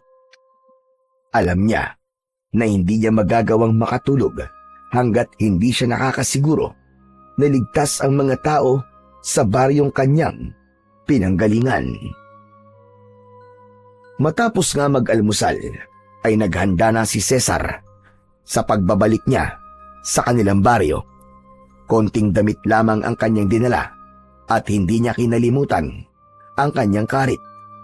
Gaya ng sinabi ni Lolo Ruben, ay ginamit nito ang truck nito upang ihatid si Cesar sa baryo nila. Ngunit hindi nagpahatid si Cesar sa mismong baryo nila. Naisip niya na mas makabubuti kung wala munang makakaalam ng pagbabalik niya roon, at nais niyang lihim na alamin kung ano na ang lagay ng kanilang baryo.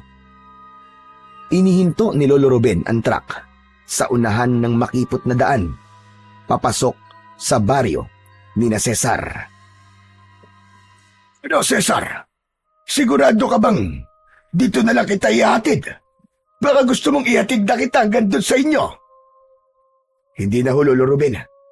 Sigurado na ho, dito na lang ako.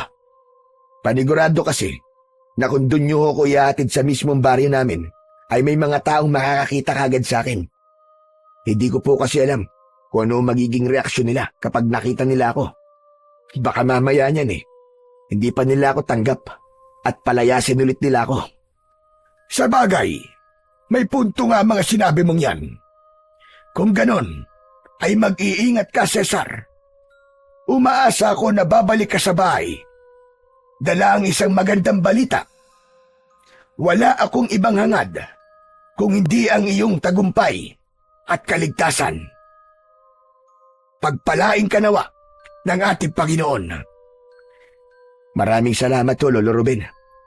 Kung hindi man po ako makabalik, alam niyo na po ang nangyari sa akin. Hindi yan mangyayari, Cesar. Maging positibo ka lang at huwag mong kakalimutan na kasama mo ang ating Panginoon sa lahat ng laban na iyong kaharapin. Siya ang iyong sandigan at pinakamalakas na sandata sa lahat. Salamat po ulit. Siya ho, mauuna na ho ako. Mag-iingat po kayo sa pagmamaneho. Pagkatapos magpaalam, ay bumaba na ng truck si Cesar. Tumayo siya sa gilid ng kalsada at hinintay niyang makalis si Lolo Ruben bago siya naglakad papunta sa kanilang baryo. Hindi dumaan si Cesar sa makipot na daan. Bagkus ay tinahak niya ang makapal na talahiban na nagdala sa kanya sa gubat na nasa gilid ng baryo. Dahil maaga pa, ay kumain muna siya ng tinapay na ipinabaon sa kanya ng matandang lalaki na si Lolo Ruben. Nagpalipas siya ng oras hanggang sa tuluyan ng dumilim. Pagsapit ng gabi, ay tahimik na lumabas si Cesar sa gubat. Kapansin-pansin na kahit hindi pa malalim ang gabi, ay wala na kagad makikitang tao sa labas. Lahat ng bahay ay nakasarado at napakatahimik ng paligid. Wala ka talagang maririnig na ingay. Ang tanging dala niya ng sandaling yun ay ang kanyang matalas na karit. Hindi maaari ito. Mukhang mas tumindi ang takot ng mga tao sa mga aswang. Dati naman, kapag ganitong oras, ay may mga tao pa sa labas ng bahay. Tahimik na naglakad si Cesar. Tinalasan niya ang kanyang pakiramdam. Sinigurado niyang alerto siya upang sakaling may aswang na aatake sa kanya, ay handa siya. Sa paglalakad ni Cesar, ay napadaan siya sa bahay niya. Labis siyang nagimbal nang makita niyang sunog na ang kanyang bahay. Tila matagal na yung sinunog dahil halos abo at uling na ang natira roon. Anak ng tutsa ho. Bakit nila ginawa to sa bahay ko? Inisip ba nila na hindi na ako babalik? Kaya nila to sinunog? Pambihira naman ang mga tao dito. Baka naman dito nila ibinuhos ang galit nila sa akin dahil sa mga hindi magagandang nagawa ko nun sa kanila. Pinigilan ni Cesar ang maiyak ng sandaling yun. Hindi siya makapaniwala na wala na ang bahay kung saan naroon ang masasayang alaala nila ng kanyang mahal na asawa na si Elena. Ngunit sa kabila ng masakit na pangyayaring yon, ay nanatiling buo ang loob ni Cesar na tapusin na ang takot ng mga tao sa aswang sa kanilang baryo.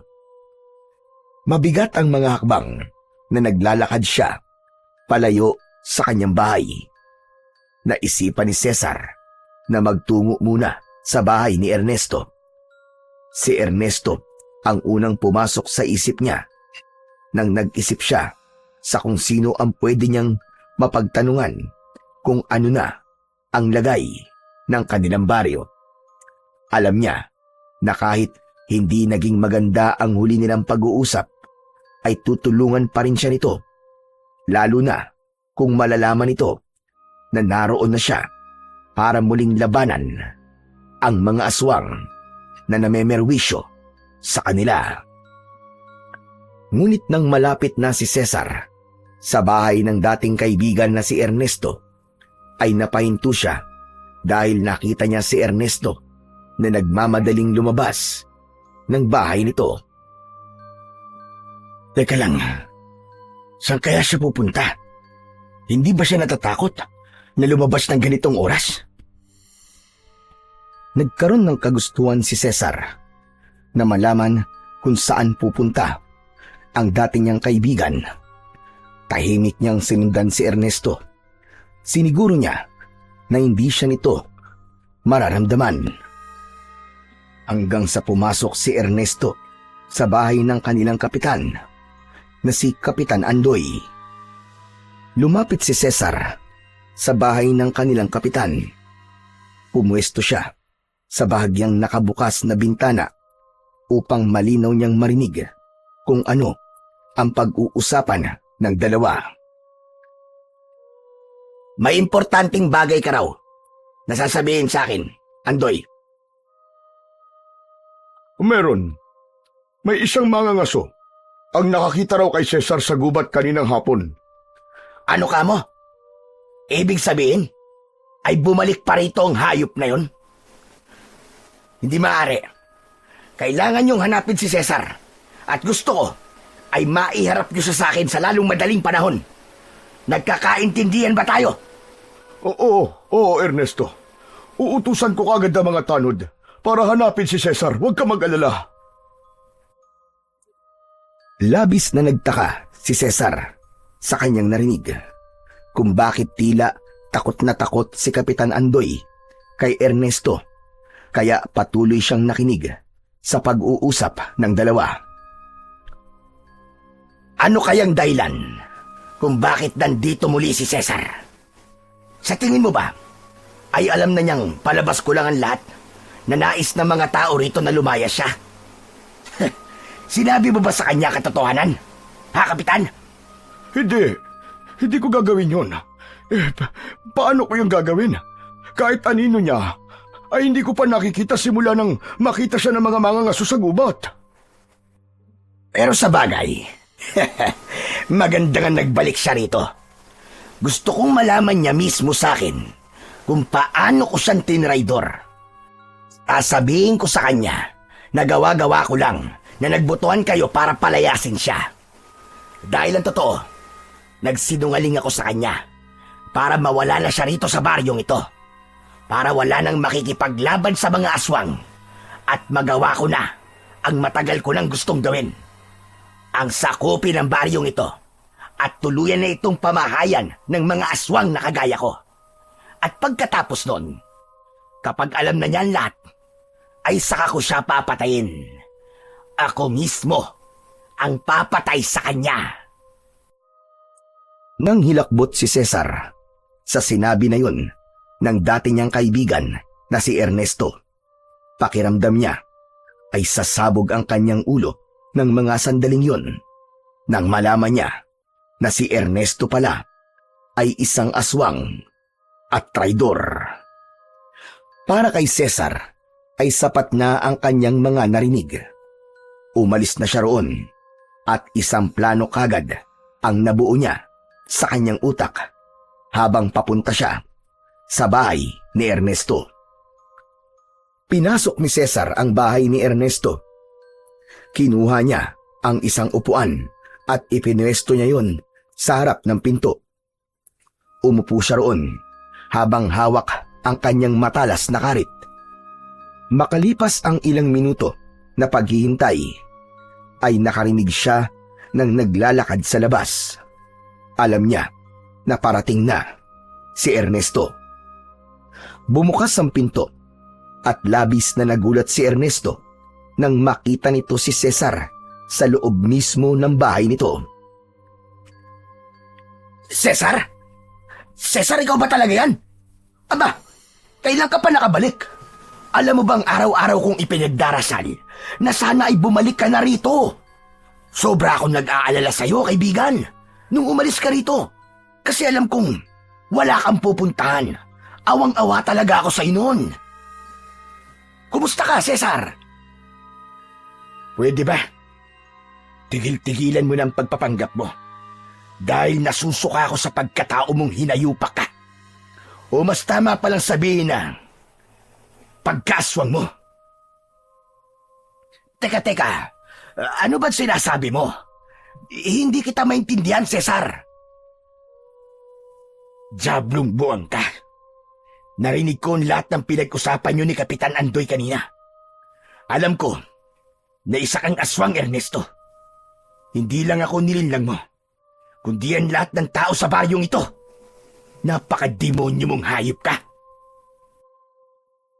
Biglang tumawa ng malakas si Ernesto na parabang nawawala na ito sa sarili nitong katinuan.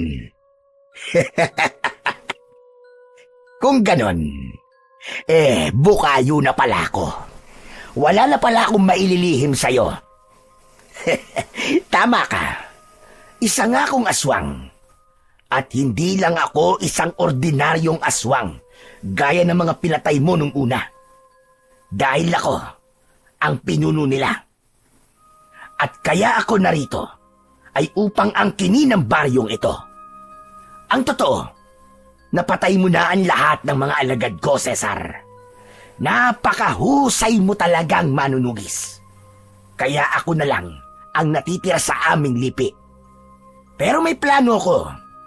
Gagawin kong mga aswang ang lahat ng tao rito sa inyo. Kaya nang mapaalis na kita, ay agad kong ipinaalam sa mga tao kung sino talaga ako. Ginamit ko ang takot ng mga tao upang maging sunod-sunuran sila sa akin. Lahat sila ay naging mga alipin ko. Sinabi ko na sa oras na umalis sila, ay susundan ko sila at papatayin. At bukas ng gabi na mangyayari ang aking pinakahinihintay. Gagawin ko ng mga aswang ang mga tao rito, Cesar. Ikaw, gusto mo bang maging isa sa aking mga alagad? Wala akong balak na maging alagad mong hayop ka. Ngayong alam ko na lahat. Oras na para sa kamatayan mo.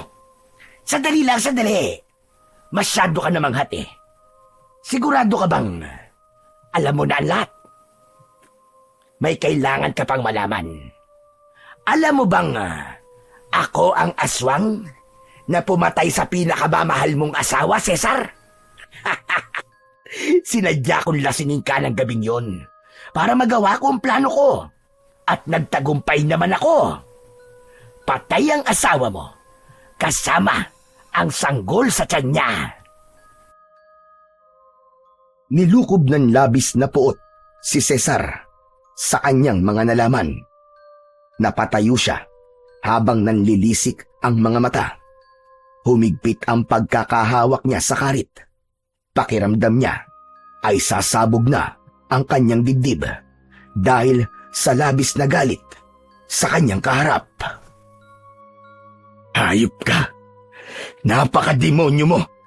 Paano mo ako nagagawan damayan noon? Gayong ikaw naman pala ang pumatay kay Elena at sa anak ko.